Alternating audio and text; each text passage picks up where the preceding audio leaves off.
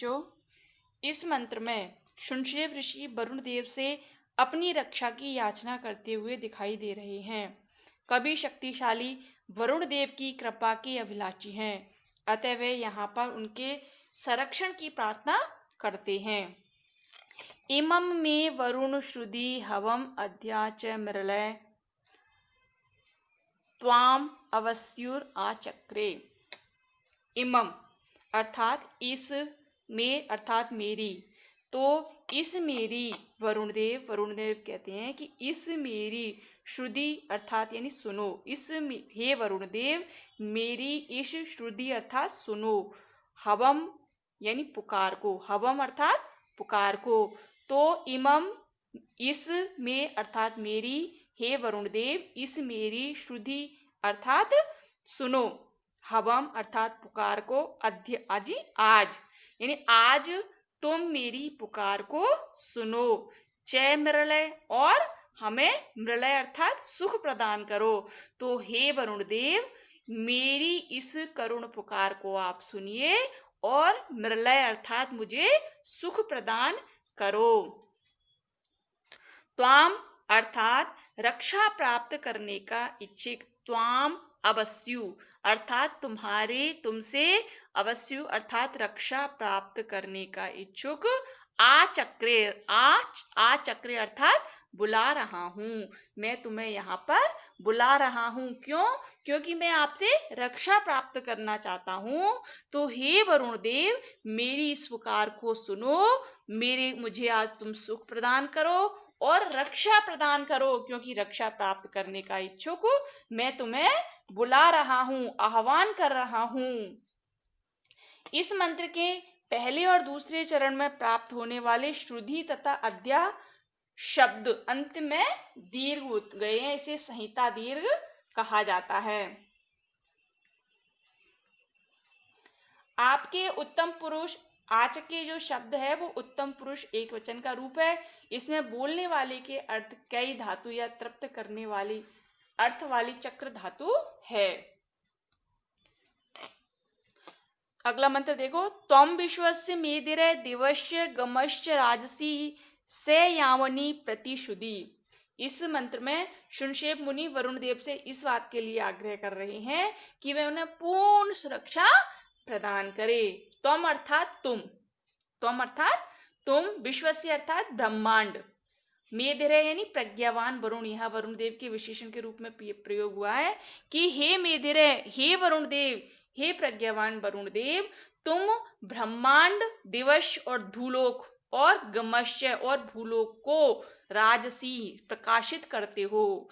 वरुण देव क्या करते हैं? वो विश्व से, समस्त विश्व को, ब्रह्मांड को, दिवस्य और द्युलोक को और गमश्य अर्थात पृथ्वीलोक को प्रकाशित करते हैं।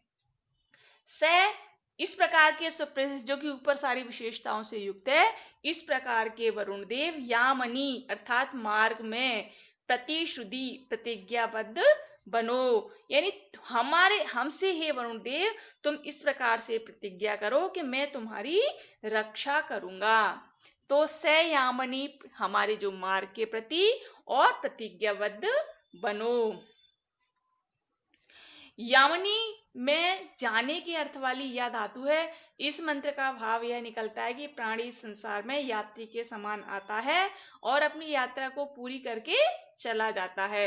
अपनी इस जीवन यात्रा अथवा लोक यात्रा में वह सुखी और कल्याण चाहता है, इसी की यहाँ पर अभिलाषा की गई है। यहाँ पृथ्वी के लिए गमय शब्द आया है, इसमें चलने के अर्थ वाली गम धातु है। इससे ज्ञात होता है कि वैदिक काल में आर्य लोग पृथ्वी को चला मानते थे और इसके परिभ्रमण का उन्हें ज्ञान था। शुनशेव ऋषि इस मंत्र से यह अभिप्राय प्रकट होता है कि वरुण देव धूलोक व भूलोक आदि संपूर्ण संसार के शासक हैं और इस कारण वे सब समर्थ हैं, अतः वे हमारी रक्षा एवं कल्याण के लिए प्रत्युत्तर देने के लिए पूरी तरह सक्षम हैं। ये इस सूक्त का अंतिम मंत्र है, क्योंकि जो वरुण सूक्त है वो 21 मंत्रों का सूक्त है। तो यहाँ पर वरुण सूक्त में सुनशेप ऋषि गायत्री छंद में वरुण देव का स्तवन किया है और वरुण देव के पाश या बंधन बड़े प्रसिद्ध हैं, जिनका उपयोग वे क्रुद्ध होने पर करते हैं। यह कवि वरुण देव की कृपा चाहते हुए उनसे प्रार्थना करता है कि वे उस पर अपने पाशों का प्रयोग न करें। तो उत्तमम उत्तमम मुमुदुग्धि नो विपाशम मध्यमम च अवादमानी जीव से। तो उत्तमम अर्थात ऊपर वाले पाश, ऊपर वाले पाशम अर्थात फंदे को उन्मुमद्दि यानी छुड़ा दो कि हे वरुण देव, आप हमारे जीवन के लिए सिर के पाश अर्थात ऊपर के पाश को खींचकर छुड़ा दो, उन्मुनद्दि यानी खोल दो। आप हमारे ऊपर के पाश को खोल दो और नो यानी हमारे भी पाशम मध्यमम व्रत, और हमारे जो मध्यम अर्थात हमारे कमर के बंधन है उसको हटा दो अबाध मानी जीव से, तथा अबाध यानी अधम अर्थात नीचे के यानी पैरों में लगे हुए फंदों को भी दूर कर दो।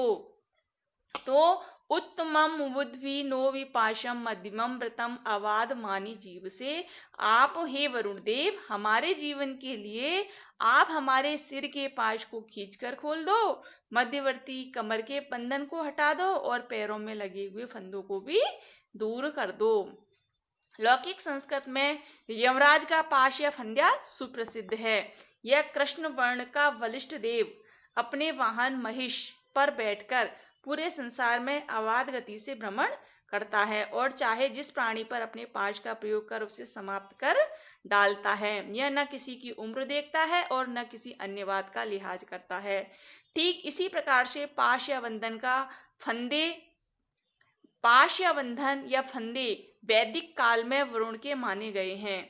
वरुण के 3 पाश हैं, उत्तम, मध्यम और अधम। इससे वह अपराधियों को बांधता है जिसका संबंध शरीर के अंगों से है। सिर, उदर और पैर से माना जाता है। जब वरुण किसी को अपने उत्तम पाश से बांध लेता है तो उस प्राणी को की बोलने की क्षमता है वो नष्ट हो जाती है, और मध्यम पाश का प्रयोग कर लेता है तो उसमें भक्षण करने की शक्ति नहीं रहती, फिर तो वह कुछ भी नहीं खा पी पाता, और यदि कुछ खा भी लिया हो तो वह उसे पचा नहीं पाता या बमन कर देता है। और अधम या तीसरे फंदे के प्रयोग से उस प्राणी की गमन शक्ति नष्ट हो जाती है और फिर वह चल फिर नहीं सकता। अतः भयभीत उपासक वरुण देव से इन पाशों से मुक्ति चाहते हैं। इस मंत्र में वर्णित तीनों पाशों से छुटकारे के लिए क्रिया के पूर्व प्रयुक्त होने वाले 3 उपसर्ग उत, वी और अव का प्रयोग ऊपर के, बीच के और निचले पाशों को खोलने के संबंध में किया गया है। उसकी सुंदरता यहाँ पर दर्शनीय है।